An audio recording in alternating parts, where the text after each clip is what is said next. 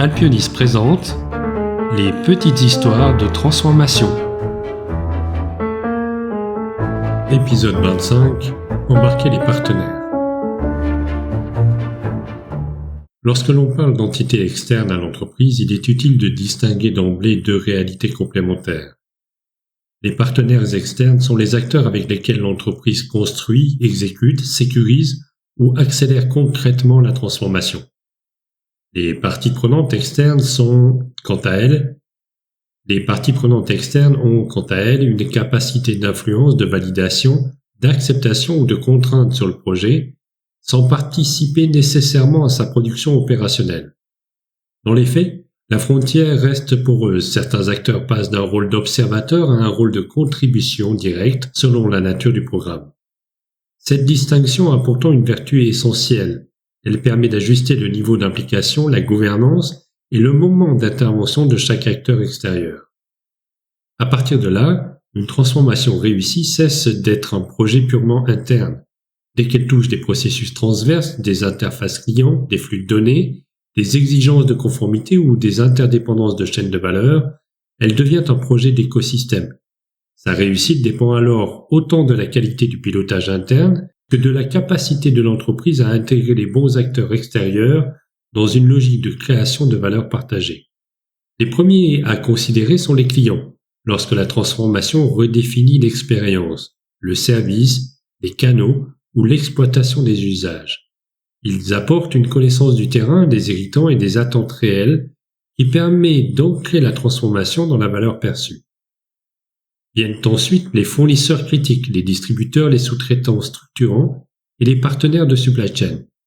Quand le projet transforme la planification, la traçabilité, l'automatisation ou la circulation de l'information, ces acteurs deviennent des coproducteurs de la performance future. Les partenaires technologiques occupent également une place centrale. Intégrateurs, éditeurs, fournisseurs cloud, experts data, IA ou cybersécurité, ils enrichissent l'entreprise de capacités qu'elle ne porte pas seule.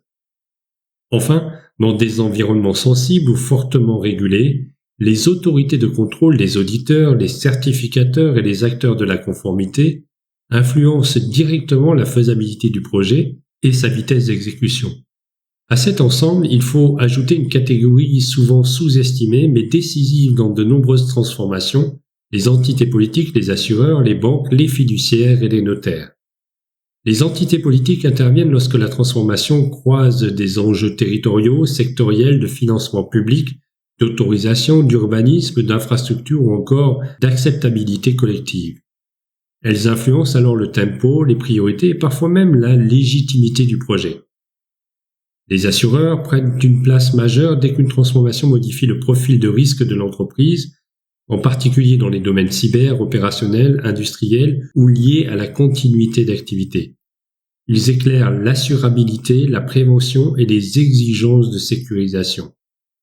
Les fiduciaires deviennent pour leur part des partenaires clés lorsque la transformation touche la structure financière, les dispositifs de contrôle, la fiscalité, le reporting, la réorganisation ou la qualité de l'information de gestion. Elles permettent de traduire un changement opérationnel en implications économiques et de gouvernance. Quant aux notaires, leur rôle devient structurant dès qu'un programme implique des opérations patrimoniales, immobilières, sociétaires ou contractuelles à fort enjeu de sécurité juridique. Les banques, quant à elles, enfin, occupent une place déterminante lorsque la transformation engage des besoins de financement, une évolution de la structure du capital, une réorganisation des flux financiers, des garanties ou une appréciation renforcée de la solidité du modèle économique. Elles influencent alors la capacité d'exécution, le rythme de déploiement et parfois même l'ambition du projet, tout en apportant une lecture exigeante de sa viabilité financière. Ces catégories ont en commun de renforcer la faisabilité, la soutenabilité et la robustesse institutionnelle de la transformation. Le moment d'intégration de ces acteurs extérieurs fait toute la différence. La phase amont, celle du cadrage, de la définition du problème, de l'architecture de valeur et des choix d'interface, constitue le point de bascule. C'est à ce stade que se révèle la qualité de lecture de l'environnement externe. Associer tôt les acteurs les plus pertinents permet de mieux formuler le problème, d'identifier les dépendances réelles, de révéler les contraintes de faisabilité et de sécuriser les choix structurants. Une transformation bien cadrée en amont gagne en pertinence, en fluidité et en endurance. En phase pilote, l'entreprise a tout intérêt à travailler avec un cercle resserré de partenaires extérieurs à forte valeur ajoutée. Cette logique favorise l'expérimentation utile, le test des usages, l'ajustement des interfaces et la révision du design dans des conditions proches du réel.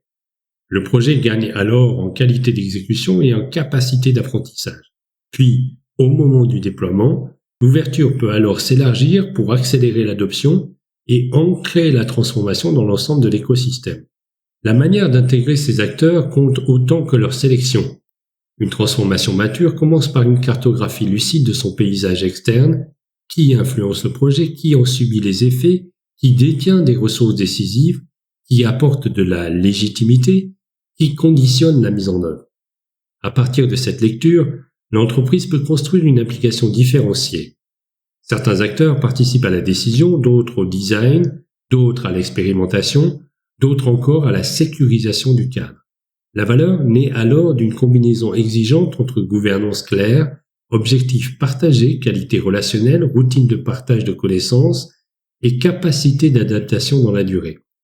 Les formats les plus efficaces sont certainement ceux qui relient les échanges à de véritables arbitrages, ateliers de co-conception, équipes mixtes, pilotes conjoints, comités élargis et boucles de retour d'expérience structurées.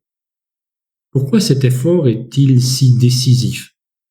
Parce qu'une transformation se fragilise le plus souvent dans les interfaces, dans les angles morts, dans les dépendances mal lues, dans les contraintes traitées trop tard ou dans l'absence d'adhésion des acteurs qui comptent.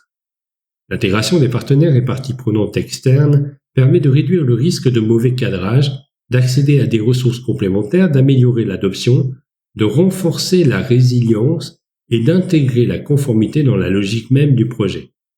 Elle fait émerger une transformation plus réaliste, plus applicable et surtout plus durable. Pour l'entreprise, la valeur se traduit souvent par une performance plus solide dans le temps. Pour les acteurs externes, la valeur réside dans la visibilité sur les changements à venir qui les concernent et les opportunités de coopération ou d'innovation conjointe. Pour le projet lui-même, le bénéfice majeur tient à son changement de nature.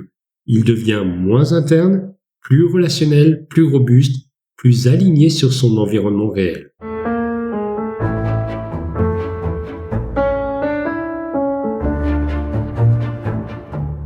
Alpionis vous accompagne dans la détermination des partenaires externes à mobiliser pour quel enjeu, à quel moment, avec quel niveau d'influence et dans quel cadre de gouvernance. C'est là que se joue la différence entre une transformation conçue pour l'organisation et une transformation capable d'embarquer tout l'écosystème nécessaire à sa réussite. Vous souhaitez en savoir plus ? Rendez-vous sur alpionis.ch, alpionys.ch.